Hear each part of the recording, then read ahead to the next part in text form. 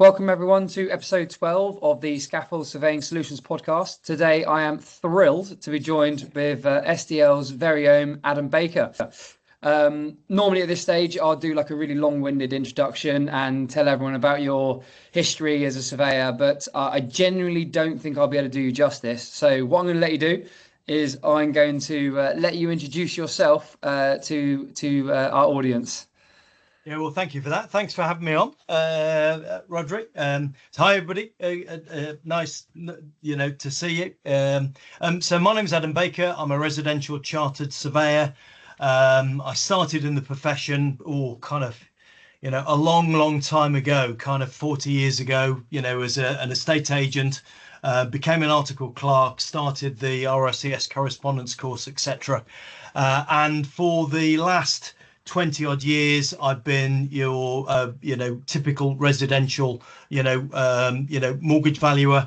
A large part of that I've been in management, and I'm now SDL's field surveying director, which is a very grand title, but what I do is I support our managers and I support our surveyors to keep our, to provide the best quality reports they possibly can, and to be as happy as they possibly can. So that's who I am, and glad to be here. Yeah. Perfect. I mean, with that in mind, obviously the topic you're very well placed to discuss with me today. So with Adam, we're going to be discussing, our discussion is going to center around like the market in general, maybe touch on the numbers of personal vals against AVM vals, how many people are looking at mortgages, not mortgages, valuations when they buy a property, and is there a kind of, what's the difference between now and, I don't know, say 10 years ago? So all things that you should be very familiar with in your vast experience, without making you sound old. Yeah, well, I do feel old some days, but yeah, I mean, it's constantly changing, isn't it? If I look back to when I started, the tech that's available, has changed. The market has changed. The client requirements have changed significantly. I think whenever there's change, it always takes a little bit of time for people to adjust. But, I think generally as a profession, we're in a hell of a lot better place than we were, 20, 30 years ago. But some people may dispute that. But yeah, there's certainly been a lot of change, and probably the two periods that affected that. I suppose there was a major shift after the financial crash of 2007, 2008, that made kind of surveyors and valuers, and people in the mortgage lending market really kind of reflect on, what they did. And then I suppose the pandemic had a big influence in how things have changed, because, from that, certainly, desktops, which were, a kind of concept, are now mainstream, within mortgage lending. So. Yeah, I mean, I was going to say you pretty much answered my first question. What were the major kind of shifts seen in residential property market over the last kind of decade or so? But you talk about that original, well, not the original, we've had many, but the kind of, was it 2009, 10, 11 crash? Yeah, but I remember it vividly. I no longer have nightmares over it, but it was difficult time. Started 2007, 2008, effectively 2009, but then the market stagnated for years, really. And then from that there was loads of changes that that happened. I mean, I think that if I look the valuation requirements, the methodology kind of got significantly fine-tuned. There wasn't Rightmove, surveyor comps tool back in the day. We didn't have that available data to call on, so the data's improved significant. The valuation methodology, although in theory the same, in practice what valuers are doing now is is far more in depth and robust than what we may have considered before was reasonable, and the tech has improved. I mean, the vast majority of people, now are using kind of, smart technology, iPads, iPad Pros, iPhones, to do their kind of surveys and valuations. And I suppose that the actual, surveying equipment's improved, hasn't it? So, people doing kind of bespoke, surveys are going to be using drones and telescopic poles that they weren't available 10 or 15 years ago. And there's a lot more data about, we didn't have all that, data, at our fingertips, regarding kind of, flooding, radon, sold prices, etc., etc. I suppose a lot of that data is in the public domain, though, isn't it? So, our lender clients, our purchaser clients can actually access some of that as well. And I suppose that's the difference between an AVM, which is a an automated, computer generated assessment of a valuation, of an estimate of a property, sorry, not a valuation, and a kind of desktop or kind of mortgage valuation, which which is where the valuer uses that data that's available in the public domain that a computer could assess, but we then use our expertise and our market knowledge to come up with a valuation under the confines and the requirements of the RICS. So loads of changes. I suppose we've also had kind of Grenfell, so there's been significant changes to what we have to consider, with flat valuations, with cladding. We've got the green agenda, which kind of arrived and then has stalled, hasn't it? I suppose government haven't necessarily driven, the private sector to have to consider that space, and it's really the public sector that are looking at that. But those are things that are all kind of new, that certainly weren't around 10 or 15 years ago.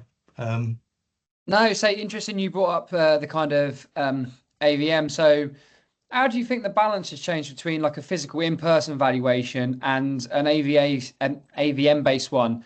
You talk about shifts. What do you reckon that means for the reliability and quality? Because my understanding, and I've done a fair bit of reading up on AI and AVR and automated valuation models, very much based on AI, algorithms and so on and so forth, and programming. But what they can't necessarily take into account is something that a surveyor on site can, which, a lot to do with the conditions and other underlying factors that just information that's available to you might not take into account. So yes, you can go on and look at radon, flood zones, value, and the vast amount of comparables that you can get from different data sources, including Rightmove Plus and stuff.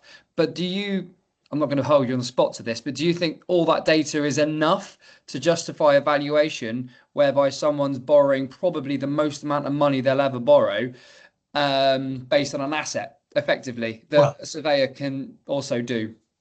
Yeah, Sorry, well, I suppose question. that discuss. How long have we got? I suppose from a lender's perspective, the valuation isn't for the customer, is it? It's for the lender to make a lending risk decision.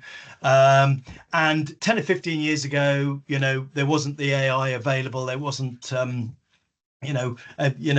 AVMs, and there's something that's kind of entered into the market, and I'd probably incorporate AVMs, and desktop valuations within the, this assessment. Obviously, an AVM isn't a red book, valuation. As I say, it's a computer generated assessment, and it's up to the lender, depending on their risk profile, what they would consider is and isn't suitable. So certainly a lot of smaller societies probably wouldn't consider, a reasonable percentage of AVMs, if any at all. And some of the larger lending institutions, then obviously they would have some AVM models that they would use to make some lending decisions. But that's going to be on fairly tight kind of lending, criteria. They're not going to do it on a high risk location, with a potentially high risk customer.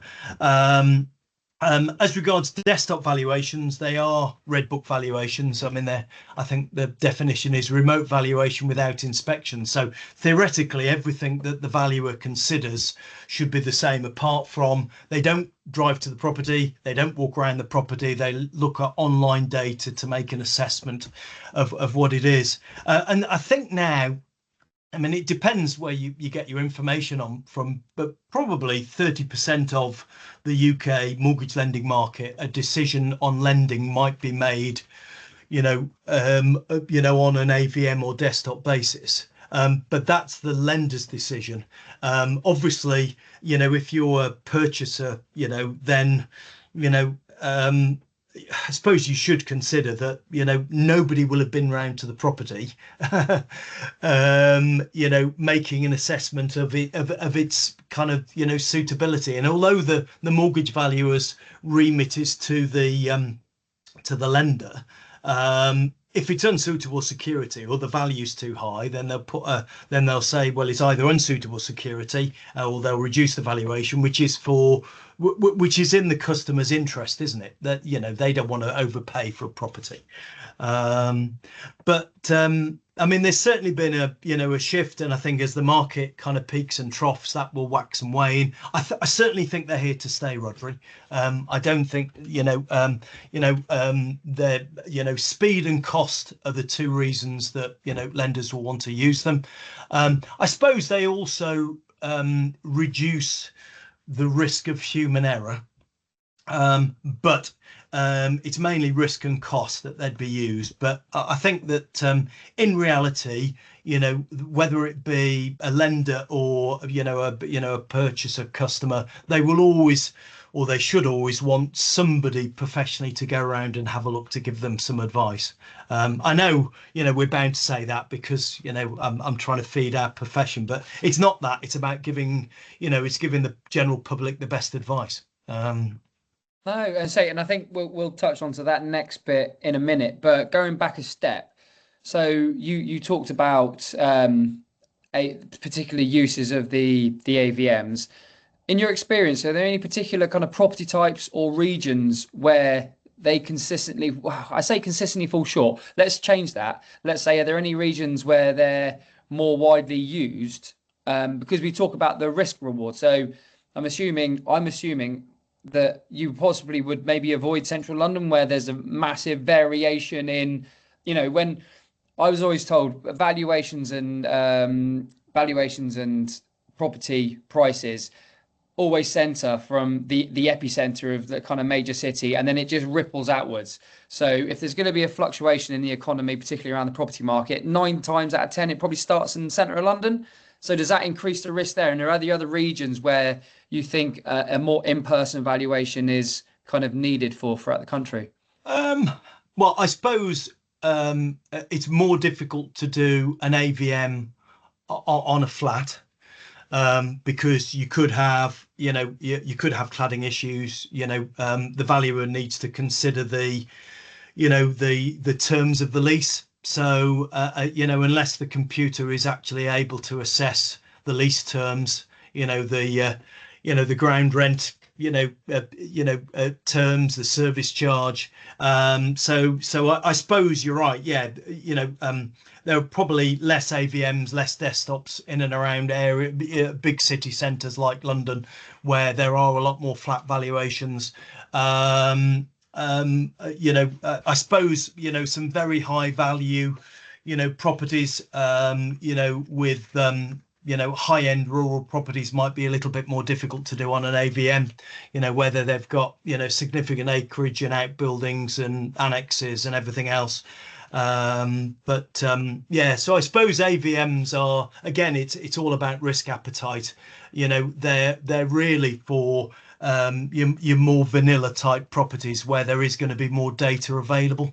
Where there isn't that data, an AVM isn't as suitable, and it would make sense to go out to a physical valuation, and that's what the lenders are doing at the moment. So I'm sure they have systems that would assess them for AVM, and if they are not suitable for an AVM, they'll push them to a desktop, and if they're not suitable for a desktop, either the lender or maybe the individual surveyor doing the desktop assessment will then push them through to a physical inspection, in order to triage the management of the risk, which kind of makes sense. No, absolutely. So then moving forward then, so we've talked obviously about the valuation being, basically on behalf of the lender for their risk and Yes. reward and so on and so forth. So let's flip it on its head then. So you're now the client, the person, the purchaser, for lack of a better word. You can get a valuation done and you can get a condition of the property done via a survey. Obviously, and this is one of the main things that I deal with is surveys. But what percentage of buyers these days commission surveys before purchasing? And I'm not going to ask you for exact stats because you may or may not have them at hand. But how would this compare to some, I don't know, 10 years ago? And we've seen a decline, or is, this kind of more, I'm not going to use the word flipper because that's a really bad choice of words, but that kind of more lack of in-person feedback from an evaluation that's not even in their benefit. How much more would they rely on the surveyors to go out and have a look at the condition of a property and even give a valuation in some instances? Well, they should. There seems to be an increase in, and I don't know whether you're finding within your business, there seems to be an increase in surveys excluding evaluation. And I can, to some extent, I can kind of understand that. If a purchaser's happy with the figure they're paying, that they might not necessarily want to pay that little bit extra to get the valuation, and that's really up for them. They want to know about the condition. I certainly think purchasers should be considering having somebody to go round, because if you're not having, unless you're familiar with how properties, the nuts and bolts of how properties are put together, and you've got a good command of of values, but it's a bit like you're very good with IT. I'm useless with IT. If I need support with IT. So I wouldn't dream of trying to do something myself. I'm terrible with mechanics as well, so if I'm anything to do with automobiles, I would get some professional advice. And I would imagine a lot of people are like me. They might have they might be confident in some aspects of life, but not many of them will really be familiar with properties and construction, whatever. So they should be having somebody look at the property. I think that I vaguely remember feeling, as we came out of the pandemic, that around 1/5 of people, about 20% of people, were having kind of a survey. I did some research earlier because I kind of thought you might ask me that question. And the latest report says it's gone down to about 10%, which is fairly horrifying. Possibly down to the cost of living crisis, people trying to, save a little bit of money, especially as professionals. And I'm not just talking about, surveyors, but the legal profession, the financial services profession. I mean, they have to they treat customers fairly. I know that a lot more brokers are, advising their clients that they should really get some advice from a surveyor or valuer. And I know the Law Society, just before you exchange contracts, will quiz whether or not you've had a surveyor look at your property. So I think cross industries in the property profession, we're trying to get the message out, but it looks, certainly from the data that's online, that kind of fewer people than we'd ever think are having some professional advice, which is worrying. No, I say, I mean, I'm going to try not to be too controversial here because I'm not trying to be controversial in any way. But do you not think that decline might also have a little bit to do with a decline in faith in the industry, I guess? I don't personally believe that is the case in terms of the profession's in trouble or anything like that. But sometimes you do get people saying, I watched Clarkson's Farm. I don't know if you've watched Jamie Clarkson's Farm. So No. in the episode, he basically had a survey done on a pub that he was buying. I don't know if I'm supposed to trademark this, whatever. But he basically said he had this massive document. He goes, "Oh, well, basically, whatever survey you get, they're going to tell you the property's falling down, regardless if it's not, because if it does fall down, they're covered." And I sometimes worry. I mean, that's just a general perception of him as, okay, he's not necessarily your standard public, but that's the general perception of the industry that I do get from outsiders sometimes. And it'd be interesting to know if that's the general perspective what people think of surveyors. And if so, it's such a shame because of all the hard work that surveyors go through to make sure that they're, compliant and regulating. But then I think on the flip side, so shift tracks here, there's a massive home survey standards review going on. So is this taking part to address these issues? It's a very open-ended question. It's more of a statement than a question. Yeah, well, I suppose just thinking about it, 10 or 15 years ago, we didn't have online Trustpilot reviews. People didn't have a forum to voice their disappointment. Okay, you might get a letter through the post. And then Strongly maybe 10 worded years letter. ago, Strongly worded letter in the post, or you might have got an email to say you weren't very happy. But now people can actually voice that. And I tend to find that people never really shout out about an experience they've had that they're kind of happy with, that was fit for purpose. They only really shout about it when they're unhappy. You never really, you never remember all those meals that you went out for that were quite nice. That were, you always remember the ones that were, where the service was poor or the food quality was poor.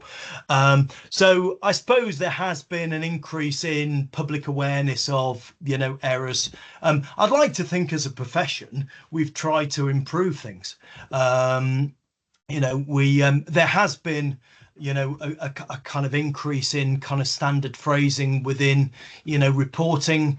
But I suppose from a kind of semi-corporate point of view, my kind of argument to defend that would be, what we're trying to do is we're trying to provide some sort of standardization for surveyors then to use that phrase template and adapt it to make it specific to the property. So that combined with an increase in the number of photographs that customers are getting in reports, I'd like to think that and also reports are now, or they should be, in plain English. So whereas 10 or 15 years ago surveyors would regularly use technical jargon that people didn't understand. So I think for those three reasons, the customer should be getting, a better product. And I don't think it's good. I don't think there's been any change in the, in the quality of surveyors. There's been an increase in asphalt rig surveyors, but before that there were tech rig surveyors, and the majority of them are trained specifically in residential valuation and survey. I mean, that's that. They're trained in that forte. So maybe, Rhodri, there's just a little bit of apathy with all professions and all products but it's because people now have forums to kind of vent their, complaint and concern. But no, I think you hit the nail on the head. You're right. I've never really thought about it that way. People will always shout about something that they're not happy about, but if they're, if they're just happy with what they know, they pay for something, they got something, and it's done its job. It's not something you shout about, really, is it? And that, I'll be honest, I think that's the problem with the world. I'm going to get into my philosophical views of the world these days, but social media, for example, you never go on there if you're looking to cheer yourself up, do you? You basically go on there if you're looking for an argument with someone that you've never met before. So I think that might be, part and parcel. But it's interesting what you say about standardized phrasing and stuff like that, because obviously, I mean, I'm not going to plug Scafol. I try and avoid doing that, but yeah, one of the big things we worked on was having the ability to have these standardized phrasing, but it's so important to be able to customize them and bespoke them. It's something we strongly recommend and something that's massively built into our system. So yes, you can go there and you can make sure that you're speaking in correct, understandable English and not baffling people with acronyms. because you could go through the whole alphabet really. But then also making sure that you have the ability to really bespoke that to the property you're at, because no two properties are the same. And I think, surveyors need the ability to really hone down on what they're looking at. And finally, you talked about like ASSOT RICS and RICS Tech, was it they used to be called? Yeah, Sorry, it used to be called Tech RICS, yeah, years ago. yeah. So I mean, yes, there's a from establishments like Sava and stuff, there's some really good pathways of getting through, the even RICS themselves going through their kind of associate RICS APC way. And yeah, you do get some seasoned surveyors that are a bit like, oh, that they're not the same, and they're not. But in 10, 20 years time, there's going to be a lot of 10, 20 years seasoned surveyors that have been doing the job for a very long time, and it's only going to hold the industry in a strong place off the back of it. So you've got to build good foundations before you can build a tall building. There's actually really good surveyors acronym there. Final question for you then. So with more online data and tools at the buyer's fingertips, we've talked about that. Obviously, you can go online and find out anything really. And people's trust in surveys, obviously touched on that as well. So we're going to flip to your job role now. How at SDL are you adopting to meet these kind of evolving expectations, and how have you dealt with the market shifts that you've talked about there, and keeping your clients happy, keeping your surveyors happy, and keeping the bottom line happy, I guess. Yeah, well, I suppose God, there's loads of questions in one. Yeah. Finish with a bang. I suppose as a business, you've got to kind of look to the horizon, see how things are changing. And I think we realized some time ago that there was going to be a little bit of a shift in the market. Our CEO Simon Jackson, I remember probably about 8 years ago, showed us a graph, and it didn't have any specifics on it, but it just showed that over the period of time, over a period of time, there would be an increase in the number of AVMs, an increase in the number of desktop valuations. There'll be a decrease in the number of physical mortgage valuations slightly, and surveyors will need to fill the gap in people's kind of diaries and work days with some surveys and some different types of surveys. And I think that's kind of rung true. So we started in the pandemic because of the need to have to do some kind of remote valuations.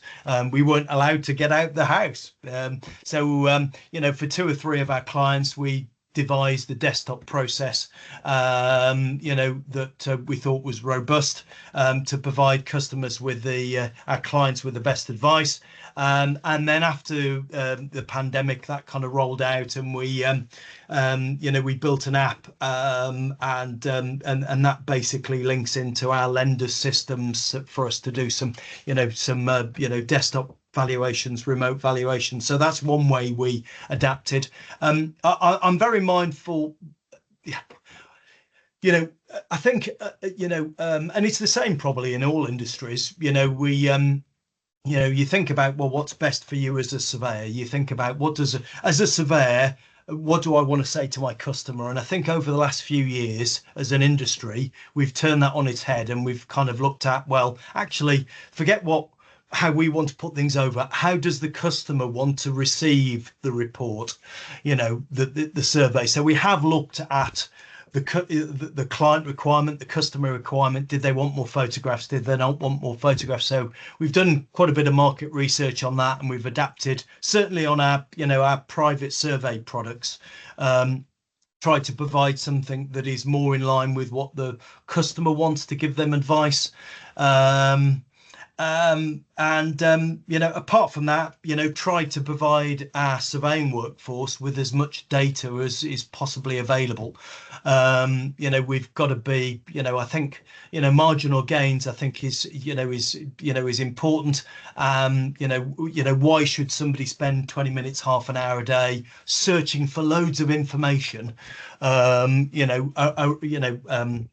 around evaluation, flood data, etc. If it's available online, and we can supply that to them. So we are looking to supply as much data as we possibly can, to sit alongside, the notes that they make on their physical inspections or desktops or surveys, to try and advise their clients accordingly. So that's the way we've gone. Seems to be working. We seem to be in a good place, and the market seems to be generally good at the moment. I mean, it kind of seems to be defying the economy. We've just had 7 CPD events all around the country, and certainly in the slightly lower value areas, kind of parts of the Midlands, the North, in Northern Ireland.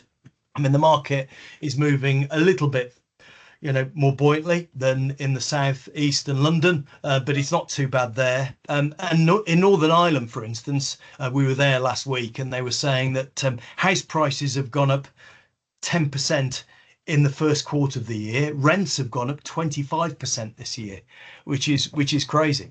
There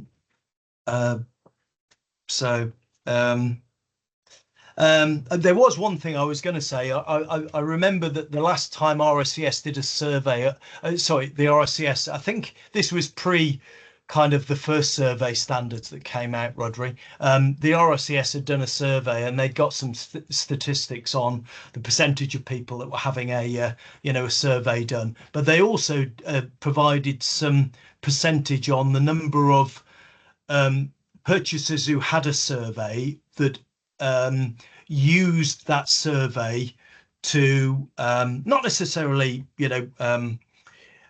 chip away at the purchase price, but to become informed of defects they weren't aware of. And it was something like 35 or 40% of people who had a survey actually found the data was absolutely essential for them to make decisions regarding either their purchase or repairs and maintenance to the property. So it just emphasizes the need why people need that insurance policy, don't they? They need us to go, which is what it is. It's interesting because, I mean, when I was pre-survey, pre-property, when I was just living my best life as a professional rugby player and I bought my first house, it was very much that I had a survey done because I was working to a very tight budget. The cost of moving, buying something hundreds of thousands of pounds. Luckily, this was pre the collapse, and I had 105% mortgage, which was lovely. But I only had a certain amount of money. So if I bought a house and there was an issue with something quite severe, I wouldn't have been able to afford to fix it. So, that's, if you're spending a lot of money on a house, you've got to make sure that what you're buying is what it looks like in front of you, and there's not going to be a massive outgoing of your own money to fix stuff. And that's what it comes down to, isn't it? And I think if we can get the client's perception getting back to that, and actually delivering on that, I think the profession will be in a really good place. Say on the other side of things, I've heard nothing but good things about SDL. I've never met someone who's worked for or with SDL that has not been happy. So whatever you're doing on the kind of employee satisfaction side of things, you're doing a bang up job. So fair play on that. But no, other than that, it's been really, really good having a chat with you, because it's always hard to think of a good topic to speak to with someone like yourself that's not, has just got a vast knowledge about the industry as a whole, whether that's based on the history, the past. Not saying you're old, but you've obviously gone through some significant shifts in the market, and I think everything you've said's been really, really insightful. So just a massive thank you for joining me on this podcast. It's been an absolute privilege. No, well, thank you, and nice to look at your sea view as well in the background. I live on the coast. Coast. It's all right for some. Yeah. Well, I was saying, well, no, thanks again. Yes, I'll look forward to catching up with you at another time as well. But again, on behalf of hopefully the Scafol podcast viewers, thank you very much. Yeah, thanks everybody, and thanks Rhodri.